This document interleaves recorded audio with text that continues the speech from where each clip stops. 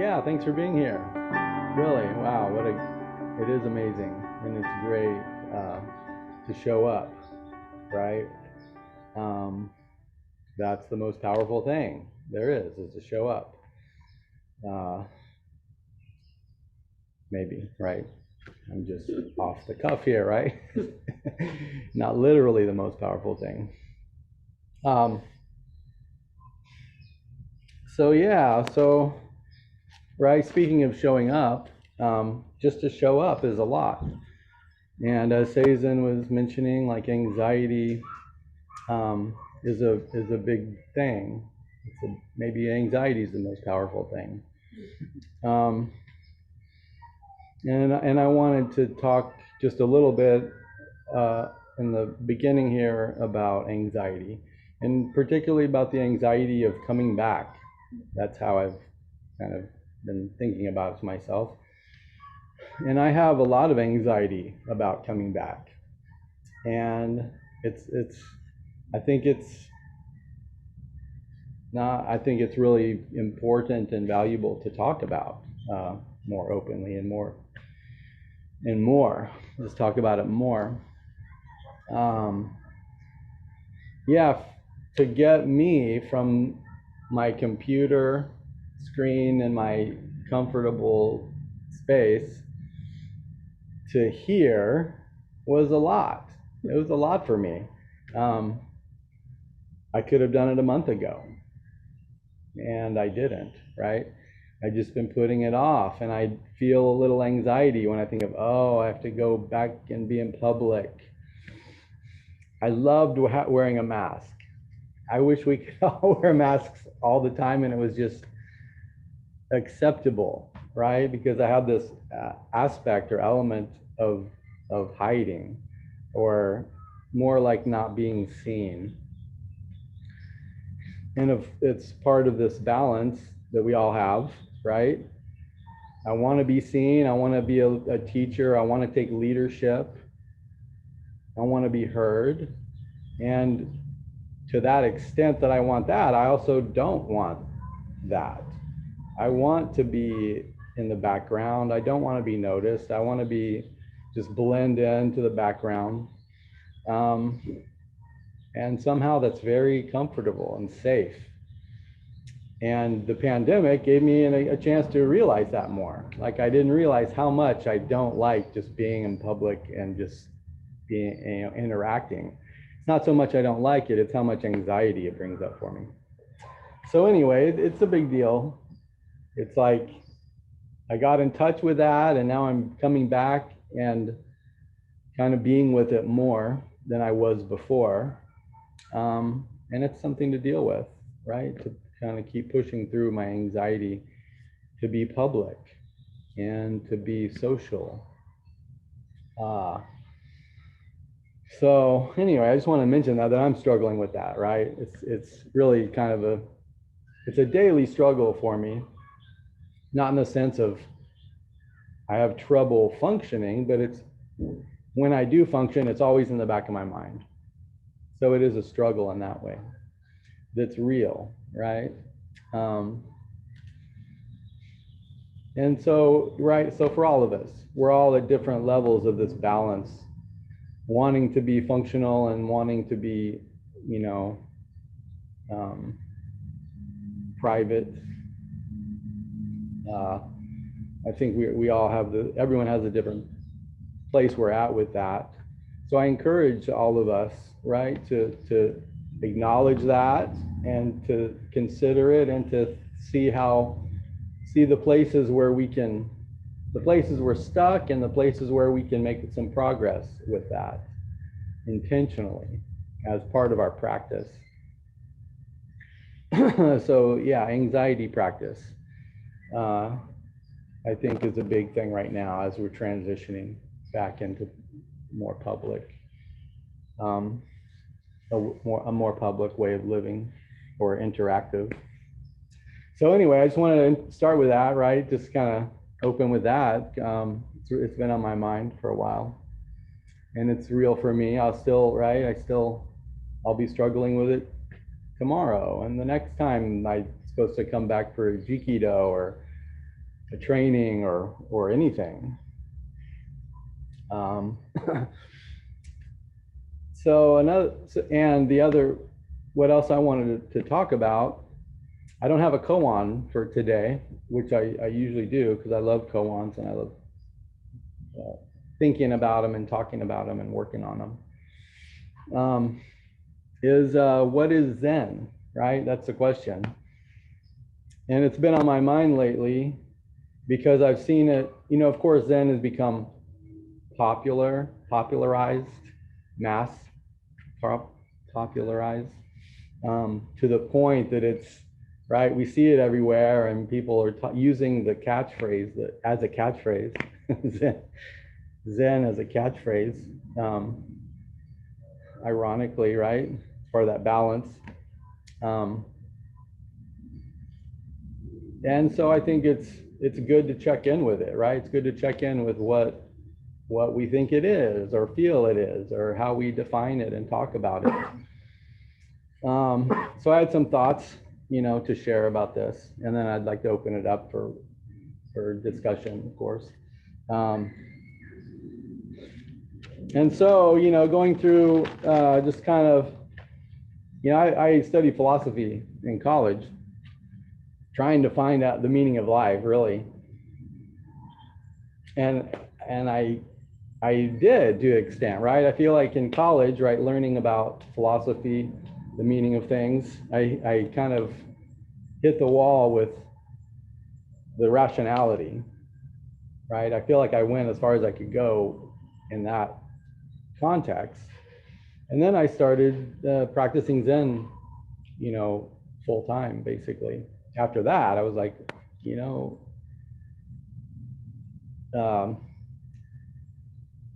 intentionally to get the other side. It's like it's a philosophy, but it's an experience. So how can I experience the meaning of life? And so anyway, so when I start thinking about how to define Zen, what is Zen, I kind of go into my philosophy and my tendencies, limited rational tendencies. So anyway, this is what I got. I'm trying to keep it right. This is my philosophy. I'm going to not be too philosophical. I'm not going to it's not all about this philosophy. Although there is a tremendous amount of philosophy about Zen, and even with Dogen, right? There's a lot of breaking things down and categorizing and defining and really trying to spell it out. And there's extensive Buddhist philosophy about how everything works. But this is a very simple, as simple as I could get it. So in two different categories, I'm going to break it down. One is Zen. Okay, this is what Zen is. Are you ready? Right? It's an experience realization, right? So that's one thing, which is complicated in itself, right? It's an experience. We have to experience it for ourselves. We have to experience it for ourselves. So to accomplish Zen or to experience Zen is to have this experience realization. It's an experience of realization. It's a realization experience. It's waking up. It's realizing, oh, right? I break that down into oneness and emptiness. To experience and realize oneness and emptiness, both, are, to me, kind of capture the essence of Zen as an experience. The second category I came up with is that Zen is a virtue, which is interesting to me because anyway, like I tend to talk about things like kind of for the first time. So this isn't like a paper I've written and re-edited, and this is like new information, right? So as a virtue, So virtues have a moral quality. And in college, when I studied philosophy, I had a waking up experience around ethics, an ethics class, where we studied virtues as an ethical path, particularly like from Greek history, ancient Greece, sort of developing this ethics of virtue.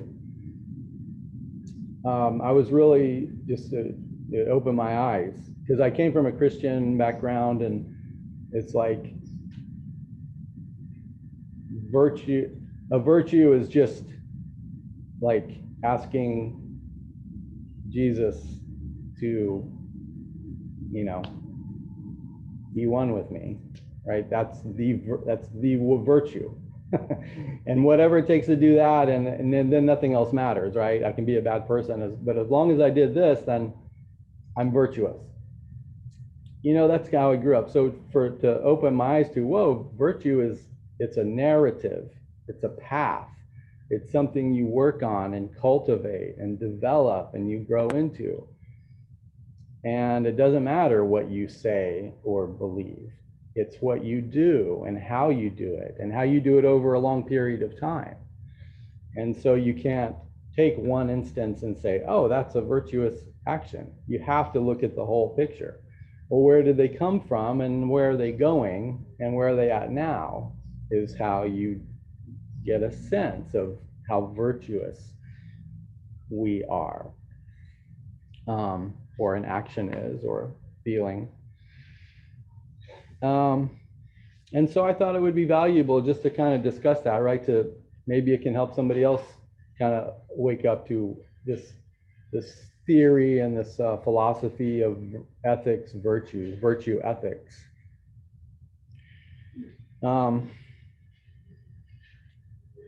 And so with that in mind, the virtues, so as I mentioned, it's a narrative, right? And I've talked about this before, to see that our Zen path, to embrace it as a narrative. We tend to talk about it as, oh, just be here now, right? And if we're just here now, then that's the narrative. But that's like the absolute way of looking at it, right? To get it from the relative is to see that it's a series of nows. It's, yeah, I'm here now, but my Zen isn't just being here now. My Zen is the fact that I tried to be here now for 5 years, and I struggled and I strived and I worked and I made progress and I developed. And so now I'm here now more. I'm here now more because of my path. And I have faith in this process. And I look forward to being here now even more later. I'm on a journey and I'm making real progress. And it's exciting. I'm excited about the future in this path, which is here now as well, right? So being able to see that there's an absolute way of experiencing the here now, and there's a relative way to experience here now, and to see that they're both valuable and interdependent.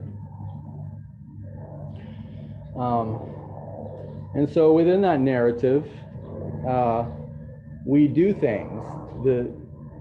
It's like virtuous actions, virtuous endeavors, and what I call striving.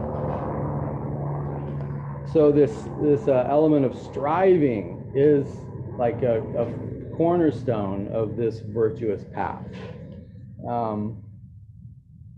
And within that striving, we work on koans, and we do zazen, and we do communication practices, and we make good effort, work on the precepts.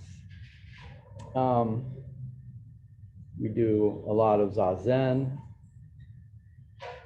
We develop our concentration. You know, so concentration is a virtue, sitting still is a virtue, striving is a virtue of Zen. So Zen, so people are talking about Zen as a noun now. They're like, bring your Zen, get in touch with your Zen. And I'm like, what is that, right?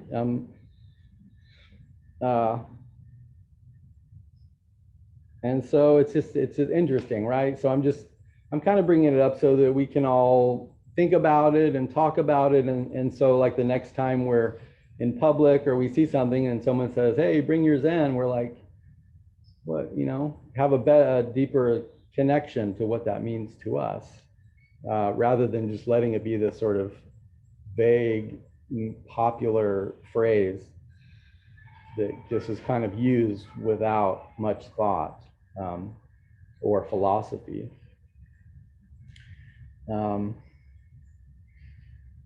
And so, yeah, so from like a Greek history virtue standpoint, like to be Zen would be totally badass. It's like, oh, you know, it's like being brave and courageous and, you know, kind. I don't know if kind was a virtue in the Greek back in the day. It was like being strong and whatever. But yeah, to be Zen, right? To be, to have Zen, like to bring your Zen, is like, that means you've been striving and you've been concentrating and you've been doing a lot of silent meditation.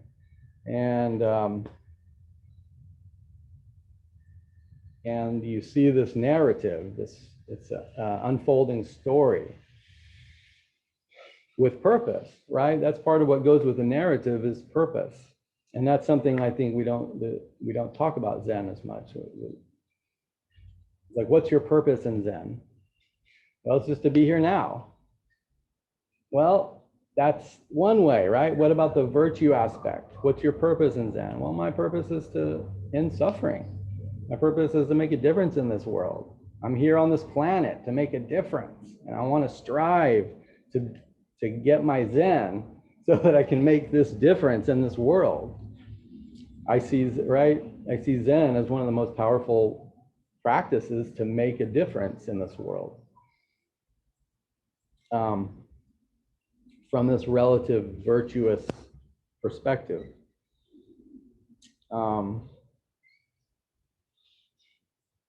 And so a third, so those are two aspects, you know, I've been considering in talking about what is Zen. So it's an experience realization of emptiness and oneness. It's a virtue that's cultivated over time with these elements of the meditation and koans and striving and concentration.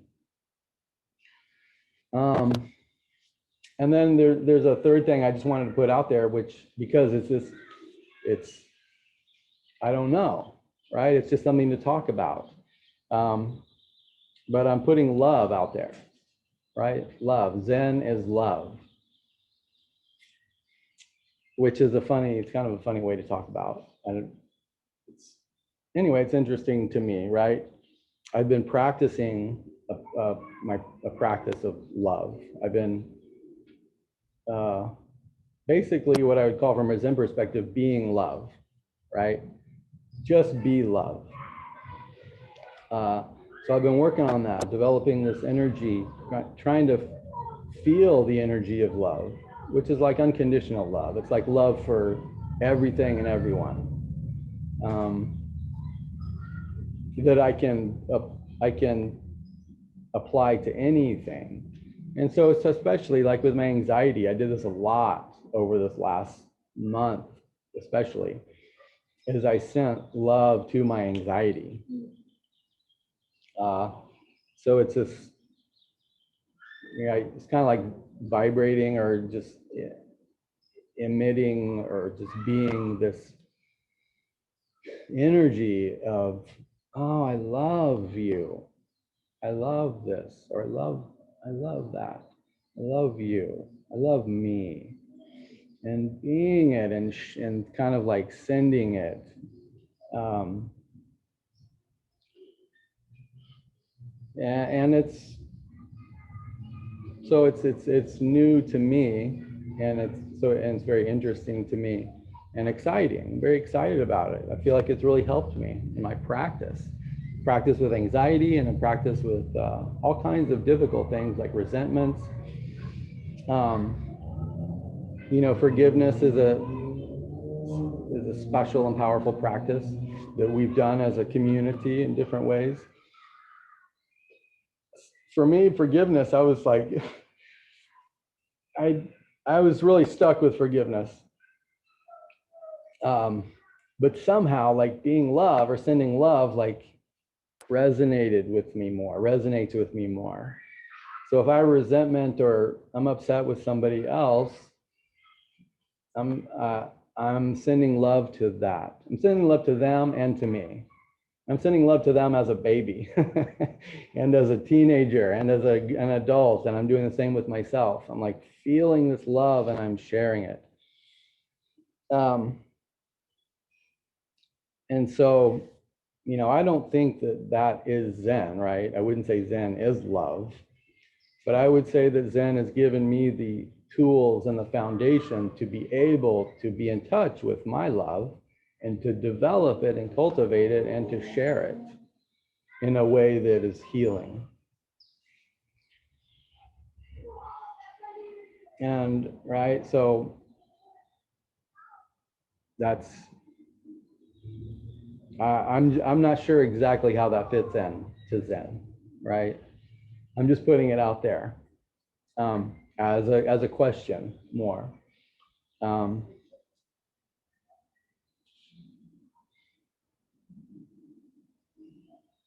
So